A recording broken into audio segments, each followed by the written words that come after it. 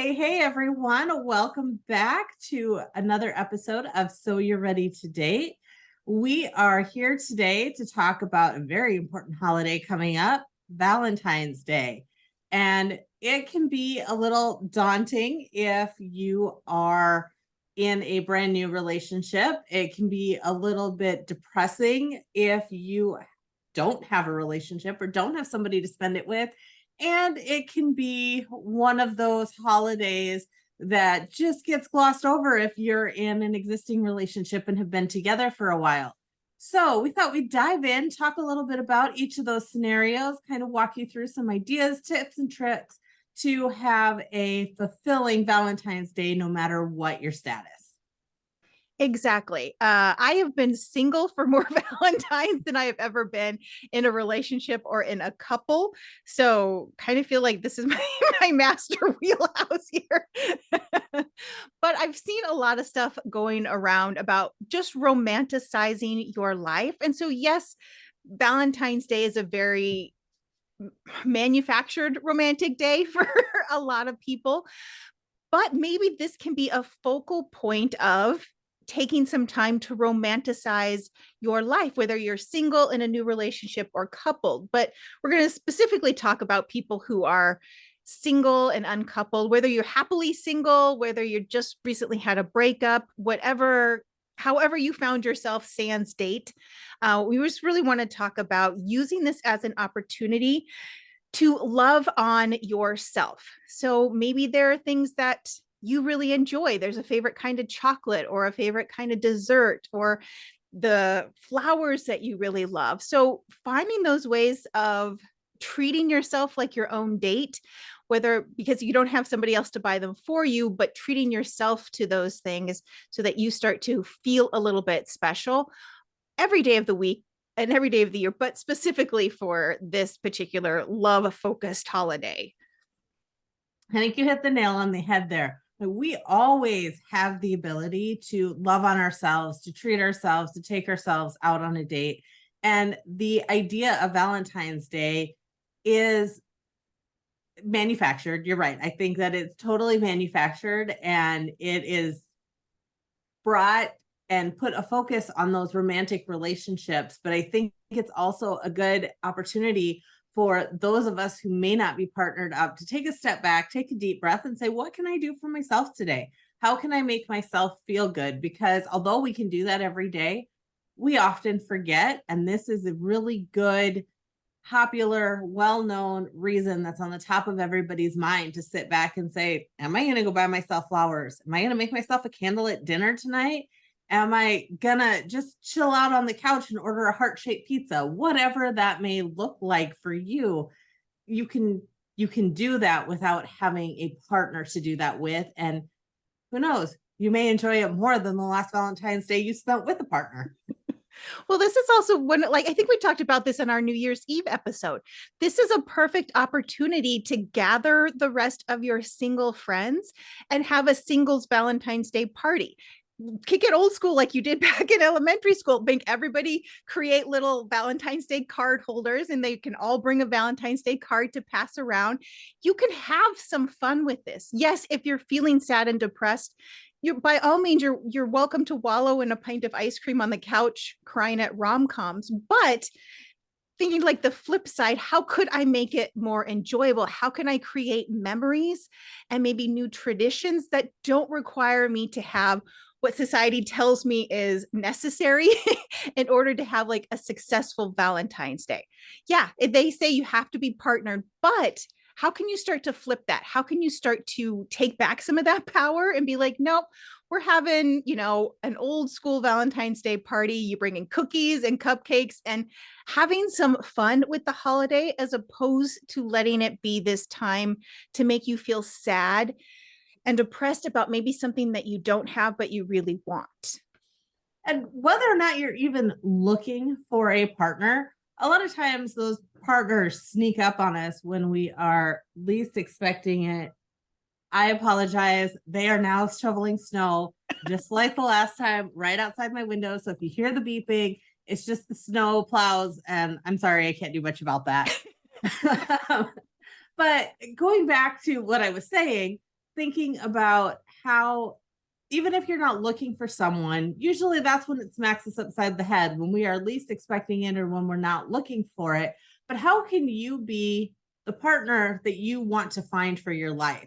How are you showing up? I mean, if you want to have a Valentine's Day party, but you're sitting on the couch wallowing in a pan of ice cream, which you're totally allowed to do. But if you want a partner that likes to have Valentine's Day parties and likes to trade Valentine's Day cards, where are you showing up as that person? Because you're going to find and attract the energy that you're putting out. Exactly. So again, it's about showing up in the space that you want to. And, maybe that is just about showing everybody else like, no, but I'm really happy. Honestly, I am. And I know as a single person that there's sometimes nothing more grating than somebody saying, well, when you least expect it, it's going to happen, and just go out there and do the things. Yes. There's nothing that makes you want to just throat punch somebody than some what feels like trite advice. So this is we're really about trying to find that empowerment, letting this be an empowerment holiday for loving yourself, for taking care of yourself. Maybe that means going to the gym that day, means making your favorite meal, but doing the things that show you that you love you. And I think sometimes that puts us in this mindset of less lack and more abundance, because we're so filled with how much we love ourselves that however else the world looks right now, I'm so in love with me and my life and what's going on that I'm not going to let the fact that I don't fit some sort of norm right now affect me.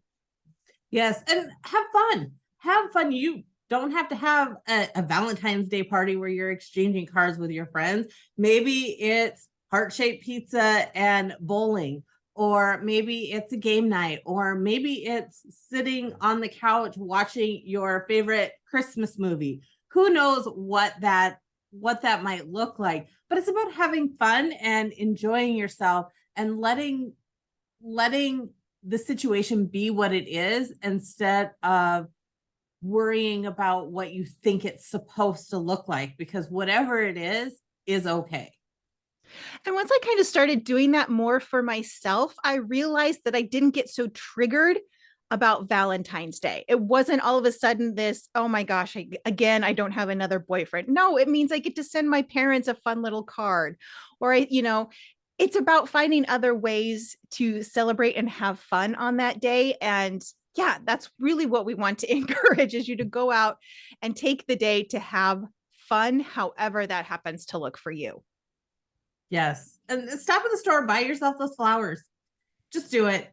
They'll make your house smell better. They'll make you feel better. Okay, maybe they won't, but for most people, they will. So if that's what you're expecting or that's what you're wanting, go out and buy those. And really, again, just go back and find ways to indulge and treat yourself and enjoy yourself and appreciate what you bring to the table for you, and bring to the table for everybody else, but bring to the table for you. And I think that's one of the most important things to remember, is it is just about the way that we celebrate, and we can celebrate all by ourselves if that's where we're at, or we can celebrate with our friends, or we can celebrate with anybody else who is around us. Or you start a new tradition and make your celebration start on February 15th, and you go for the discount candy. There's a whole variety of ways to say, you're like, hey, I'm not spending full price on this. I'll give it till tomorrow when it's cheap. So, again, going outside the box to think about it, right? We're bringing forward some new ideas, some different ideas, to just kind of encourage you and open up your creativity and your creative juices to figure out what works for you and what makes you feel good in this space and during this time. Right. So the other, I don't want to call it a minefield, but it can sort of feel like that. We kind of tiptoed around it during like the Thanksgiving, Christmas, talking about when new relationships, when you come to these momentous holidays, because I think Valentine's Day is a fairly big holiday, that it can sometimes feel like do I ask, do we celebrate this? Do I, how do I bring up that maybe this is something that is really important to me?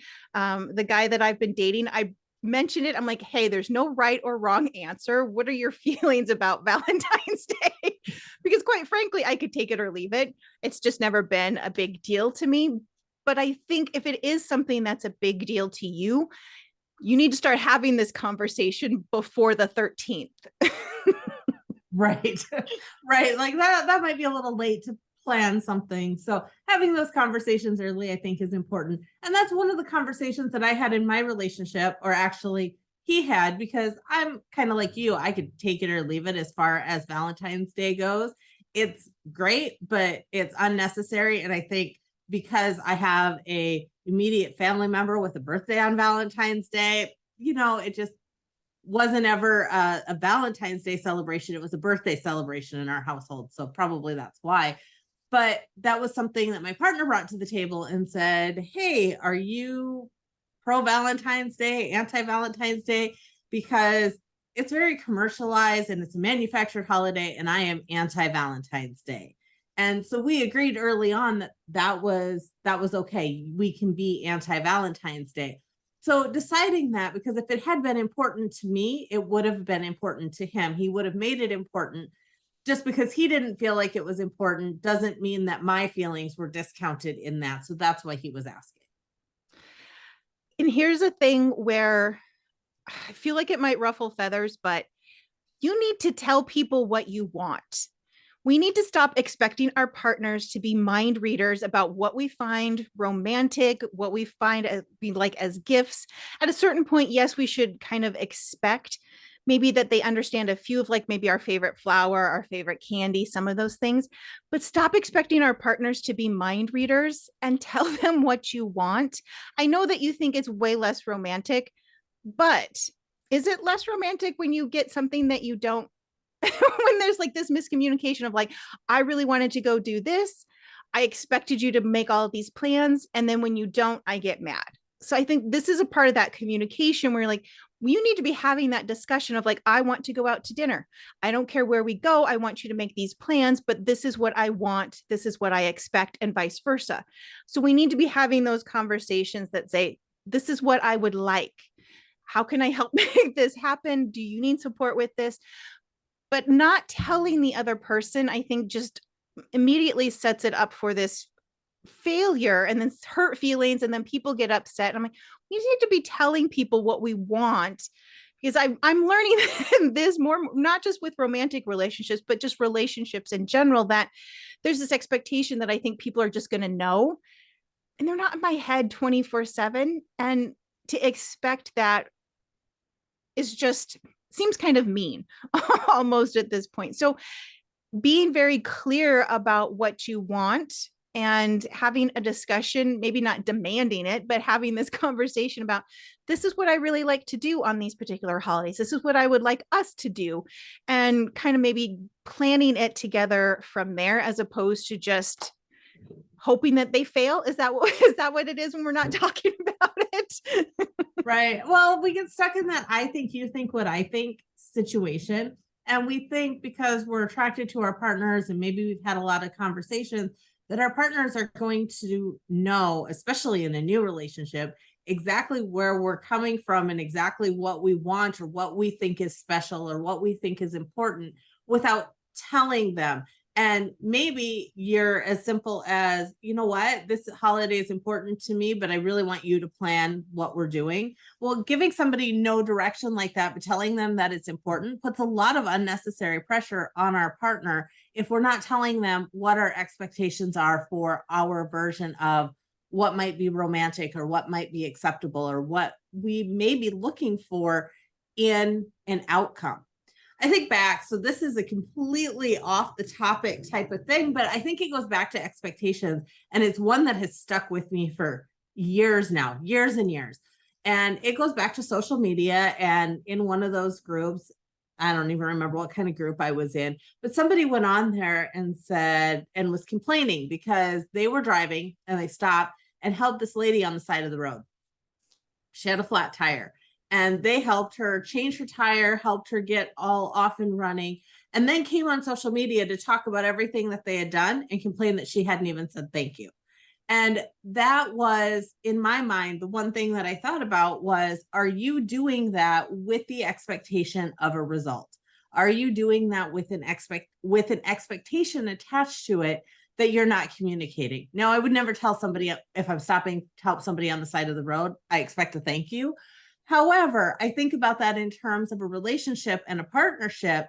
Am I taking actions, or am I putting expectations on that I am thinking that I'm going to get, where my partner is unaware that I have that expectation? And how do I bridge that gap and open that line of communication?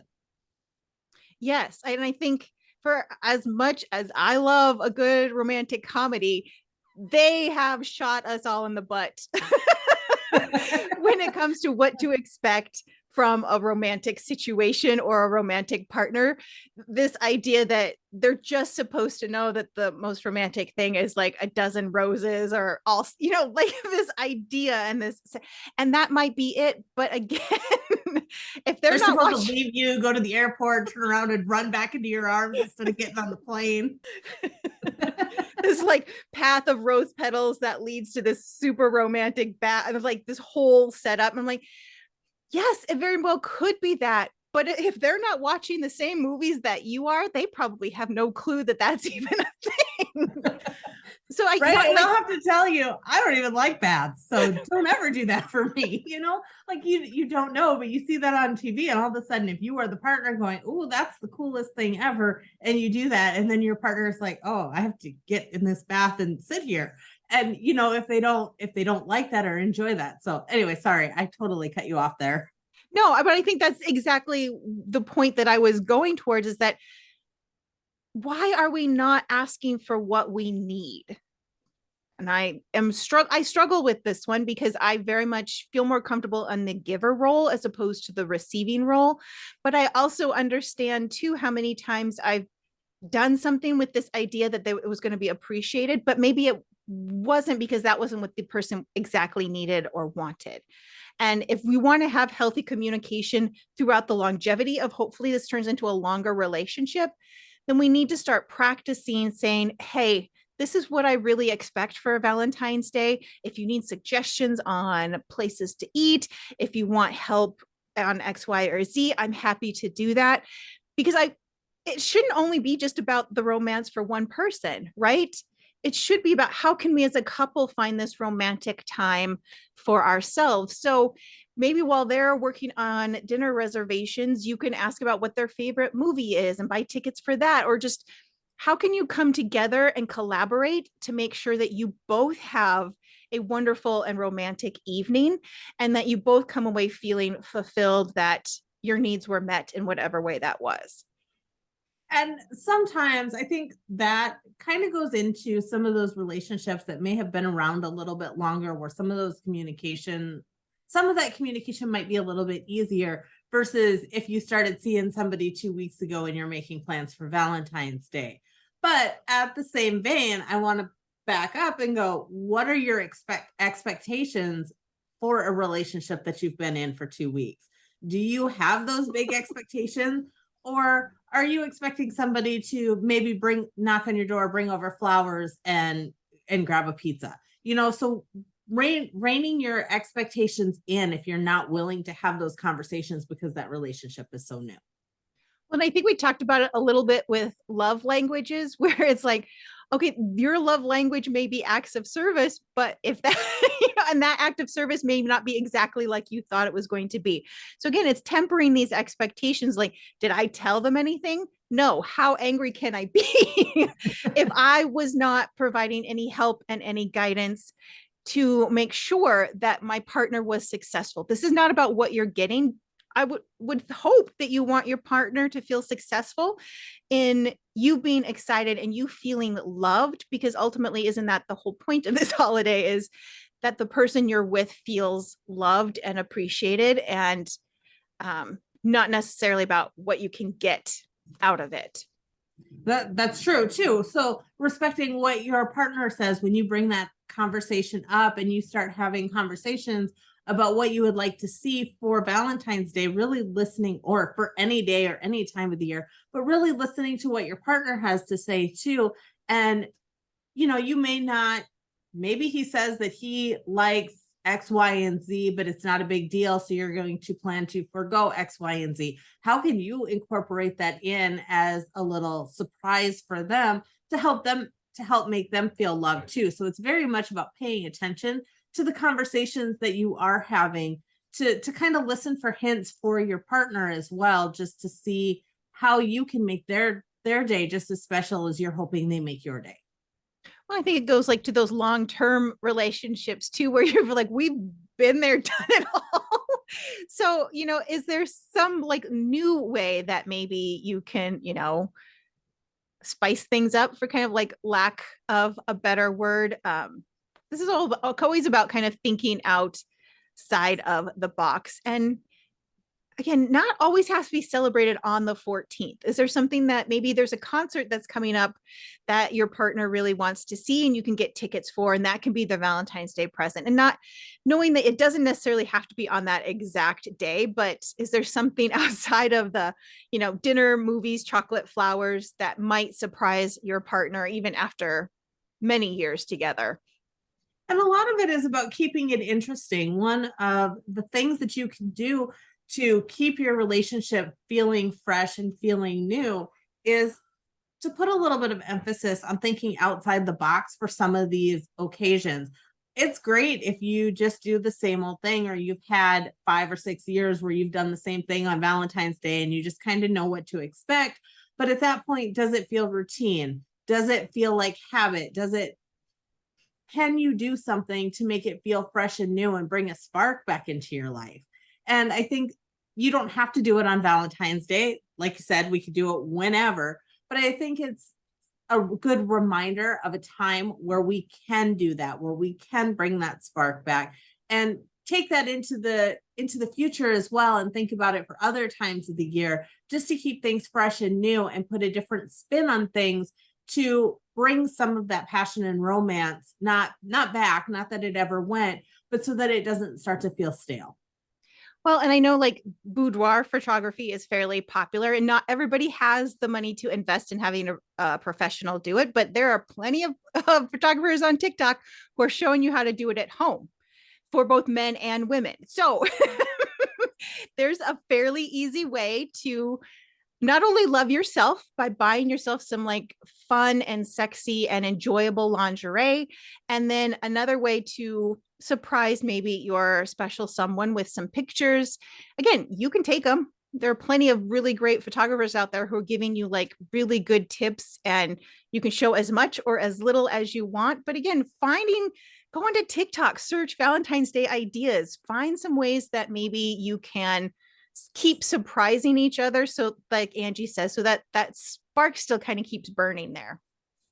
Yeah, just so it doesn't, after time, all relationships fall into a rhythm.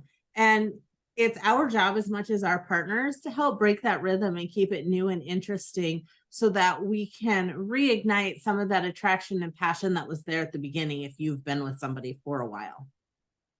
Yes. So we want to hear your favorite Valentine's Day ideas. Those Valentine candy hearts, yay or nay? Do we?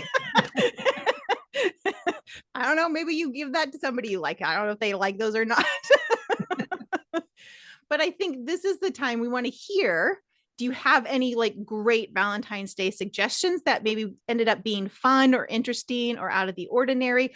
Or do you have more questions about how to talk about your expectations for these major life events, holidays, birthdays, anniversaries, all of that kind of good stuff? So make sure you hit us up at soyou'readytodate@gmail.com. Make sure you like and share the podcast, rate us if you can, so that more people can find us. Am I forgetting anything else? Other than, thank you guys so much for listening, and we will see you back here next week.